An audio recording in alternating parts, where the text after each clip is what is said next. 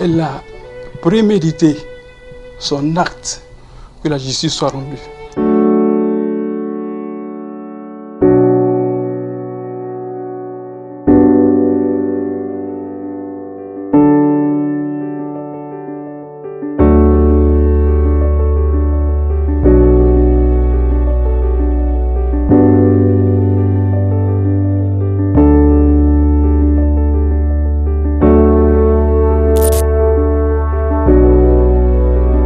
C'est la maman qui arrive bien.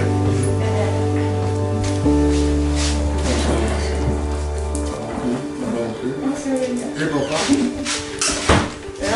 On a laissé tout, on est vu. Ça va mon garçon? Faut pas t'en faire, ça va finir, d'accord? Mais ça ne restera pas comme ça, d'accord? Voilà, et plus jamais ils ne vont toucher un enfant encore comme ça. Voilà, même pas. Tu as mal, je sais, mais ça ne va pas rester comme ça. Tu as compris? Puis ça va finir. Tu vas bien te retrouver. Tu vas continuer à regarder. Tu as compris, non? Ça va être de Ça va être un vieux souvenir. Tu as compris? un vieux souvenir. L'histoire a commencé le mercredi 2 octobre aux environs de 16 h lorsque le petit revenait de l'école. Et moi qui vous parle, je m'appelle Kwame Ounou Modeste. Je suis le grand cousin du papa Pierre, qui est le papa de Péniel. Et à côté de moi, c'est Madame Marie, sa maman. Et il revenait de l'école, il a juste pris le raccourci dans le gazon d'une cour qui est en face de la maison. Et la dame qui habite là est sortie alors qu'elle avait préparé son coup. Elle a pris le soin de bouillir de l'eau et elle a déversé la casserole d'eau bouillante sur le petit qui est tombé. Elle a continué à verser l'eau sur lui. Et quand il a pu se lever, il a commencé à crier « Papa, papa, papa ». Alors le papa qui était au salon est sorti pour demander « Madame, il y a quoi ?» Mon nom c'est Étienne Marie, épouse au Sénat. Comme son cousin vient de le raconter, ce fait nous a marqué ça vraiment. Je ne sais pas comment qualifier ce tas. Je ne sais pas comment je vais qualifier ce tas. Parce que moi, je ne peux pas comprendre que je dis à mon enfant d'aller à l'école, mon enfant est parti à l'école, et je l'attends pour qu'il revienne. Et il revient dans un état vraiment qui ne plaît pas à une mère. Et quand je l'ai entendu crier, je suis sortie de la chambre, j'ai attrapé sa main, on s'est dirigé vers la femme. Elle a affirmé, oui, c'est moi, c'est moi. Vraiment, on était tellement découragés, désespérés qu'on a préféré prendre notre enfant. L'enfant était déjà mort et puis elle s'est murée dans son salon. Donc nous, rapidement, le frère, il a appelé la police pour signaler le fait. La police ne s'est pas manifestée. Ils sont arrivés, restés environ 1 heure et puis ils se sont déportés aux urgences. Dieu merci, aux urgences, ils ont été pris en charge et l'enfant a été traité. Et puis longtemps après, on leur a donné le congé pour venir à la maison et revenir le lendemain. Vraiment, je ne souhaite pas que cela arrive à un autre enfant. La peur qui nous a animés, la frayeur, toute cette angoisse, toutes les questions que l'enfant me posait. Est-ce que je vais retrouver mon visage? Toute cette souffrance qu'il endurait dans son corps. Moi, je suis le père de Séné Eba Péniel. Je me nomme Séné Tewa Pierre. Il faut dire que l'événement s'est passé le mercredi 2 octobre, aux environs de 16 h. Pardon. J'étais à la maison et l'enfant est venu de l'école en criant. En tout cas, il était intenable. Il se lamentait. Papa, il y a une dame qui m'a brûlé. Papa, il y a une dame qui m'a brûlé. Je tourne. Je vois que vraiment, la situation, il était vraiment pas possible. Je cours au dehors, je trouve une dame arrêtée sur son balcon. Et je demande à la dame, madame, c'est vous qui avez fait ça? Elle me dit que oui, que c'est elle qui a fait ça. Et bien, bon, quand je lui ai posé la question, elle me dit que bon, voilà que mon fils, qui aussi, a l'habitude de taper à sa porte. Je demande à mon fils, mais tiens, tu as l'habitude de taper à la porte de la madame? Il me dit non, que papa, je n'ai jamais fait ça. Et la femme qui dit que oui, ça fait 3 ans que l'enfant tape à sa porte. Alors que nous sommes arrivés dans ce quartier, ça fait, je crois, depuis janvier, pratiquement 10 mois. Je suis tombé à nu. Il dit, bon, d'accord, sur ce point-là, j'appelle la police. Il dit, ok, appelez la police. Et puis elle est rentrée. J'ai appelé la police qui tardait à venir. Et puis bon, j'ai conduit l'enfant à l'hôpital. Voilà un peu ce qui s'est passé. Mais au-delà de ça, je voudrais ajouter que j'ai mal.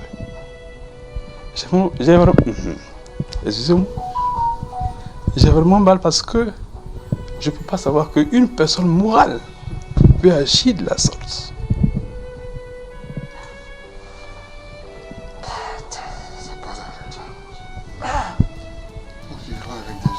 Elle a prémédité son acte.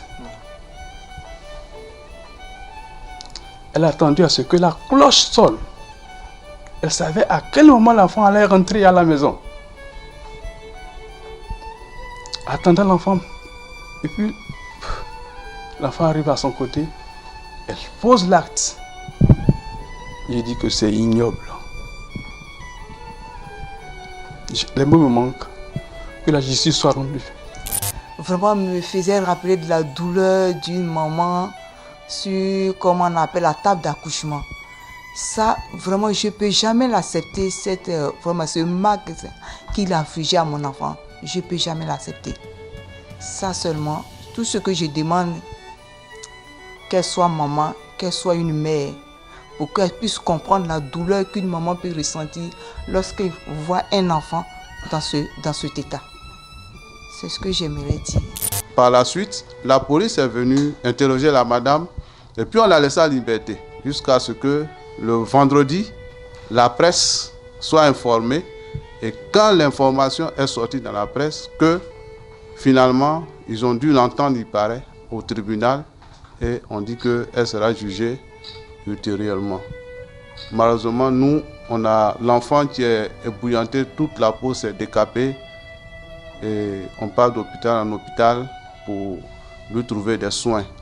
Là, hier, le dernier rendez-vous, c'était à Sainte-Justine où vraiment ils ont fait du bon travail. Aujourd'hui, ils ont décapé une bonne partie des peaux mortes. Bon, l'enfant, il se remet, traumatisé, c'est vrai, mais il se remet parce que, imagine, à l'âge de 10 ans, se retrouver sans raison, ébouillanté par quelqu'un que finalement on ne connaît pas. Bon, on se pose des questions. Donc, c'est pour ça qu'on se retrouve ici. Nous, les parents, on n'a pas le choix que de soutenir la famille et de leur apporter la compassion pour leur permettre de passer au travers de cette épreuve. Chers frères et sœurs, chers compatriotes, chers amis, comme vous savez, depuis ces dernières semaines, nous sommes ébranlés par 2 événements tragiques. Vous savez très bien que nous venons de perdre une de nos filles à Trois-Rivières, une étudiante qui a été retrouvée sans vie. C'est pendant ce même moment que nous apprenons aussi cet acte ignoble, inhumain, cet acte qu'on ne peut justifier, cet acte qu'un être humain ne peut commettre sur un innocent. C'est un acte prémédité. Et le caractère très grave, prémédité.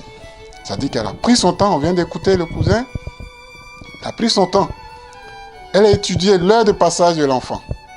Elle a pris le temps de bouillir l'eau, attendre que l'enfant arrive à son niveau pour l'asperger d'eau bouillante. Un enfant. Nous venons ici, nous, en tant que diaspora africaine du Canada, pour réclamer justice dans un délai raisonnable. Que plus jamais, dans ce pays, oui, un pays de droit, nous faisons confiance à la justice, nous faisons confiance aux services de police, que cette justice soit faite sur cet enfant-là. Vous avez entendu la mère, le cœur meurtri. C'est inacceptable. C'est inacceptable. L'enfant veut juste retrouver son école. Ce qu'un être humain doit avoir. Vous voyez comment l'enfant est rendu à ce stade-là. Donc nous appelons toute personne éprise de justice de se manifester, de se joindre à nous afin que justice soit rendue. C'est la première visite que nous rendons aujourd'hui, ce soir, mais ce n'est pas la dernière. Nous allons continuer à poser des actions concrètes dans l'apaisement, dans le calme, de manière pacifique, afin que justice soit rendue à notre jeune garçon Péniel.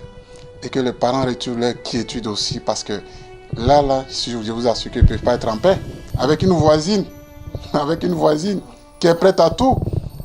Et vous avez entendu la mère dire que les propos de la dame, il n'y avait même pas de remords, aucun remords, disant que ça lui apprendra. Est-ce qu'un être humain peut commettre un tel acte? Est-ce qu'une femme, de surcroît, une femme,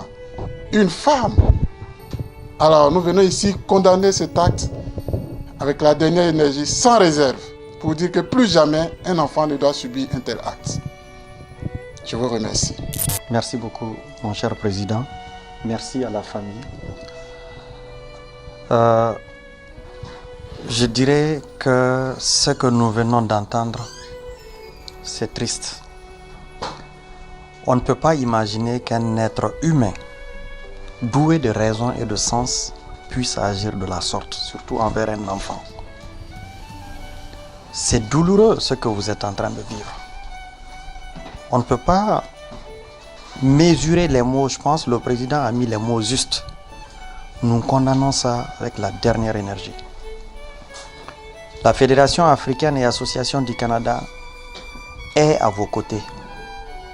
Et justement, pour joindre l'acte à la parole, avec le conseil d'administration, nous avons décidé d'organiser une marche pacifique en soutien à notre jeunesse pour plus de justice sociale, pour plus de justice pour nous.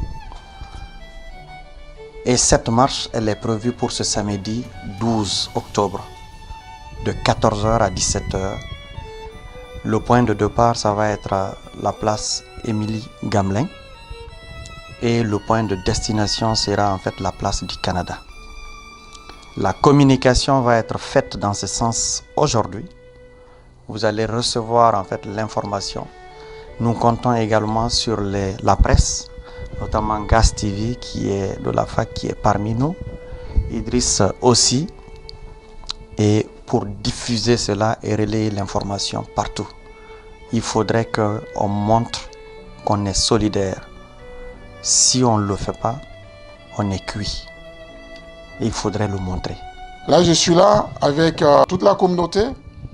J'ai ici à ma droite mon directeur général, M. Tierno Suleiman Diallo. Donc nous venons de toutes les villes pour pouvoir apporter notre soutien. Pour dire à la famille que nous la soutenons. Donc un soutien sans faille. Et qu'elle peut compter sur nous. Je suis avec d'autres frères et sœurs ici pour donc venir rendre visite à la famille. Voilà ce que je pourrais dire pour le moment.